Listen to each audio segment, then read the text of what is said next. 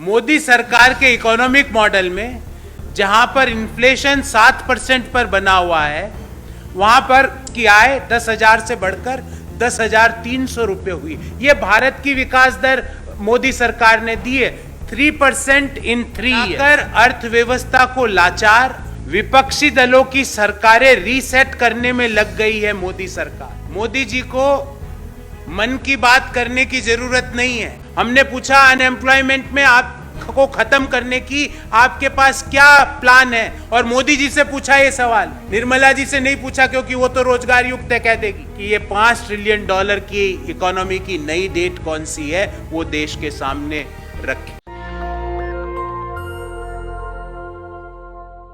भारत सरकार ने मौजूदा वित्तीय वर्ष की पहली तिमाही के जीडीपी आंकड़े घोषित किए और उसके पश्चात, जैसा कि भारत सरकार की मोडस ऑपरेंडी होती है, उनका प्रचार विभाग देश के सामने अद्भुत आंकड़े लेकर प्रस्तुत हो गया। पर आज मैं उन आंकड़ों की और जो भारत सरकार ने आंकड़े दिए हैं उनकी सच्चाई लेके आपके सामने प्रस्तुत हुआ हूं। पिछले 3 साल में, और ये सारे आंकड़े भारत सरकार के आंकड़े हैं, पिछले 3 साल में भारतीय अर्थव्यवस्था 3% से कम, लेस देन 3% से बढ़ी है। अप्रोक्सीमेटली 3% मान ले तो 3% ग्रोथ इन 3 ईयर्स। मतलब 3 साल पहले अगर किसी व्यक्ति की आय 10,000 रुपये थी, तो आज मोदी सरकार के इकोनॉमिक मॉडल में जहां पर इन्फ्लेशन 7% पर बना हुआ है, वहां पर की आय 10,000 से बढ़कर 10,300 रुपये हुई। यह भारत की विकास दर मोदी सरकार ने दी है 3% इन 3 ईयर्स। और the Modi government destruction of the Indian economy continues, और सारे आंकड़े दूंगा। बनाकर अर्थव्यवस्था को लाचार, विपक्षी दलों की सरकारें रीसेट करने में लग गई है मोदी सरकार। रीसेट करनी थी इकोनॉमी को, पर यहां पे रीसेटिंग हो रही है, जो विपक्षी दलों की सरकारें हैं वहां पे रीसेट करने का प्रयास मोदी सरकार कर रही है। साथियों, मोदी जी को मन की बात करने की जरूरत नहीं है अर्थव्यवस्था पे, क्योंकि अर्थव्यवस्था पर 80 रुपए के पास रुपया चल रहा है डॉलर के मुकाबले। बेरोजगारी की दर अगस्त 2022 में सीएमआईई के अनुसार 8.28% पर बनी हुई है, और इससे बड़ी चौंकाने वाला आंकड़ा है कि शहरों में बेरोजगारी 9.6% पर है।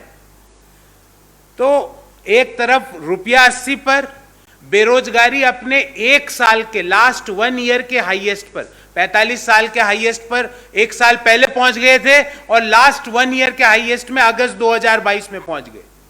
तो अगस्त 2022 में बेरोजगारी की दर 8.28%, जो कि हाईएस्ट है, उस पर बनी हुई है। रिटेल इन्फ्लेशन लगातार, खुदरा महंगाई दर लगातार रिजर्व बैंक ऑफ इंडिया की जो रेंज है 6%, उससे ज्यादा बना हुआ है। अगर हम जुलाई 2022 का आंकड़ा देखें तो 6.71% पर रिटेल महंगाई दर है। इन सब के बीच में Q1, मौजूदा वित्तीय वर्ष के Q1 का अगर आंकड़ा आता है और उसको हम 2019-20 से कंपेयर करते हैं, तो जो जीडीपी विकास दर है वो 3% पर है। मतलब 3 साल में 3%। आरबीआई की मॉनेटरी पॉलिसी में ये कहा गया कि मौजूदा जो Q1 है मौजूदा वित्तीय वर्ष का, उसमें अगर हम मोदी जी का ही आंकड़ा ले लें तो उसमें कहा गया था 16% की ग्रोथ होगी, जबकि अगर हम लो बेस पर भी बात कर लें तो वो 13.5% पर है। अगर हम 2019-20 के नंबर से कंपेयर करें तो 3% पर है। अगर लो बेस पर बात करें तो जो रिजर्व बैंक का अनुमान था 16% का, वो घटकर हो गया 13.5%। और इसका नतीजा क्या हुआ कि स्टेट बैंक ऑफ इंडिया, ये मैं नहीं कह रहा, स्टेट बैंक ऑफ इंडिया ने मौजूदा वित्तीय वर्ष के जो ग्रोथ के पूर्वानुमान थे उनको घटा दिया है। पहले जो 7.5% की लो बेस पर जीडीपी ग्रोथ की बात की जा रही थी उसको घटा के 6.8% स्टेट बैंक ऑफ इंडिया ने कर दिया है। अगर हम कांस्टेंट प्राइसेस पर जीडीपी विकास दर देखें तो Q1 2022-23 पर 36.8 लाख करोड़ रुपया था जीडीपी की साइज, और 2019-20 में 35.85 लाख करोड़ थी।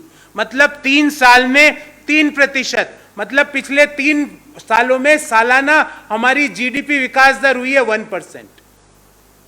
मोदी जी का विकास का मॉडल 1% की ग्रोथ, अगर हम इसको सालाना विकास दर में देख लें।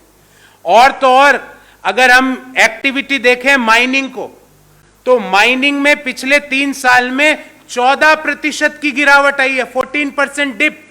जो माइनिंग का जो साइज थी जीडीपी में वो 85,423 करोड़ मौजूदा वित्तीय वर्ष के पहले क्वार्टर में है।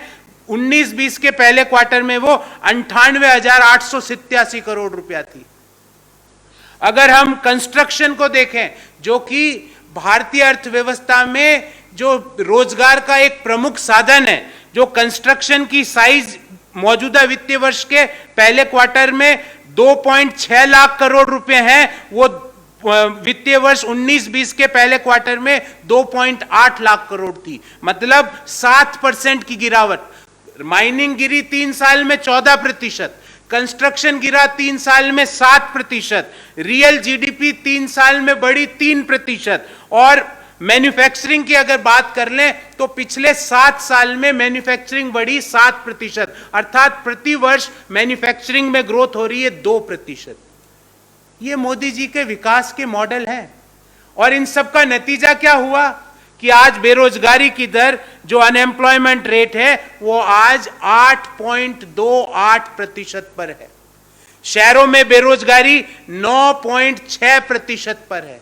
उसका नतीजा क्या हुआ? इन सब का नतीजा ये हुआ कि जो रिटेल इन्फ्लेशन है वो लगातार आरबीआई की अपर लिमिट 6% से ज्यादा बना हुआ है।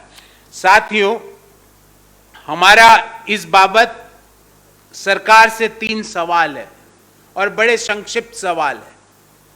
पहला, कि मोदी सरकार का जो अप्रोच टुवर्ड्स इकोनॉमी है, क्या भारत के लोग प्रति वर्ष 1% की ग्रोथ डिजर्व करते हैं?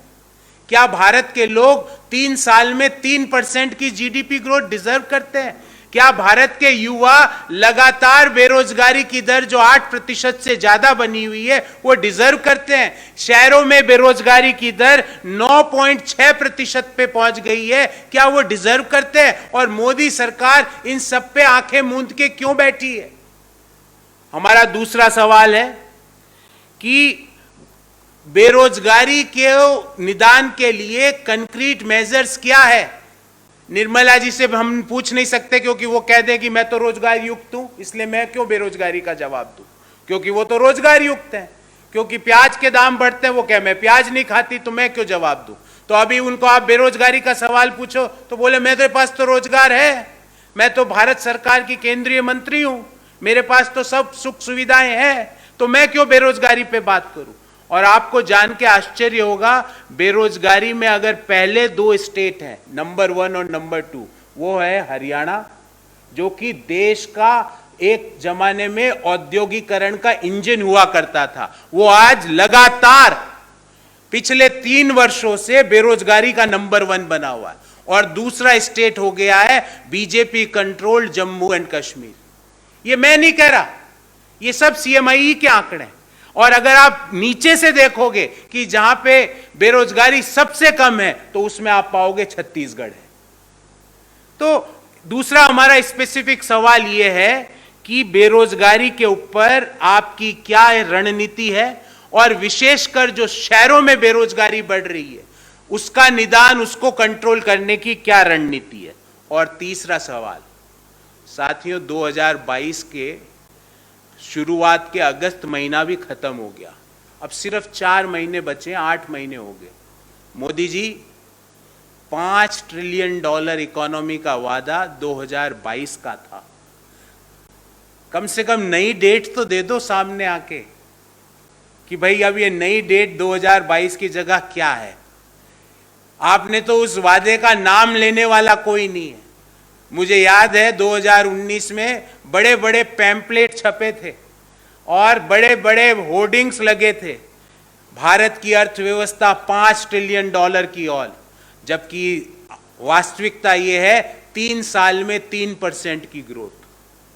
अगर इस गति से देखें तो 2060 तक भी $5 ट्रिलियन नहीं बन सकती। मोदी जी नई डेट बताओ, नई डेट बताओ, किसानों की आय डबल होने की, $5 ट्रिलियन की इकोनॉमी होने की नई डेट बताओ। देश के लोगों को पक्का मकान जो आपने वादा किया था 2022 तक मिल जाएगा, वो हर हिंदुस्तानी के पास पक्का मकान होगा, उसकी इन तीनों की नई डेट तो बता दो। तो हमने 3 सवाल पूछे साथियों कि क्या हिंदुस्तान के लोग 3 साल में 3% की ग्रोथ डिजर्व करते हैं? क्या हमारे जो डेमोग्राफिक डिविडेंड था, क्या वो डेमोग्राफिक डिविडेंड को आपने बेरोजगारी से डेमोग्राफिक डिजास्टर में नहीं बदल दिया? हमने पूछा अनएम्प्लॉयमेंट में आपको खत्म करने की आपके पास क्या प्लान है, और मोदी जी से पूछा ये सवाल, निर्मला जी से नहीं पूछा क्योंकि वो तो रोजगार युक्त है कह देगी। और तीसरा कि ये $5 ट्रिलियन की इकोनॉमी की नई डेट कौन सी है, वो देश के सामने रखें।